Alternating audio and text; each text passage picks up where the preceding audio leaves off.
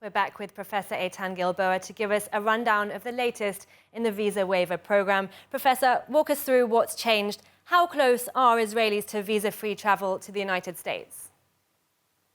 Closer than before, but still, as the ambassador and your reporter have just said, there is a long way to go. First, I need to emphasize that this is a move to fix an anomaly in American-Israeli relations. 40 countries have already participating in the Visa Waiver Program. Israel was not one of them. Israel is one of America's closest allies in the world. So this was a sort of anomaly. So this is the first serious attempt to fix it. There are two pieces of legislation that the Israeli parliament has to pass, and one other condition. The two pieces of legislation requires access for the United States authorities to the criminal database in Israel, just to make sure that criminals are not exploiting the visa waiver to enter the United States. The second piece of legislation would have to address information that would be included on Israeli passports. And so I think that the Speaker of the House, the Speaker of the Knesset, he said everything is going to be done by March.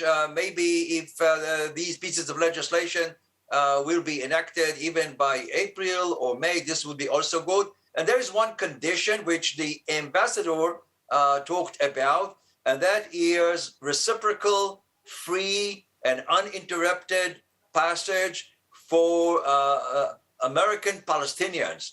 There have been all kinds of restrictions and limitations of American Palestinians going into the West Bank and back. But I understand that the Israeli Security Agency has said that they can manage that. And so this should not be a major obstacle. So we are hopeful that finally tourist visa waivers would be available to Israeli citizens as well. Maybe the security agency can manage it, but what about Israel's right-wing government? Can they handle that? Yes, I think that if the Israeli security agency says that we can control, we are going to adopt all kinds of measures to make sure that money or other materials would not be smuggled into Israel through that waiver. If they say they can control that, I don't think there would be much opposition. And I would also think that this is such a major contribution to Israeli citizens who like to go to the United States, visit the United States, that even the more extreme elements in the present coalition would not be able to object to. I want to pick up on something you mentioned earlier. You said that Israel being excluded was an anomaly. What went wrong beforehand? There were a number of things. Number one, the main condition is for rejections of applications for tourism visa have to be below 3%.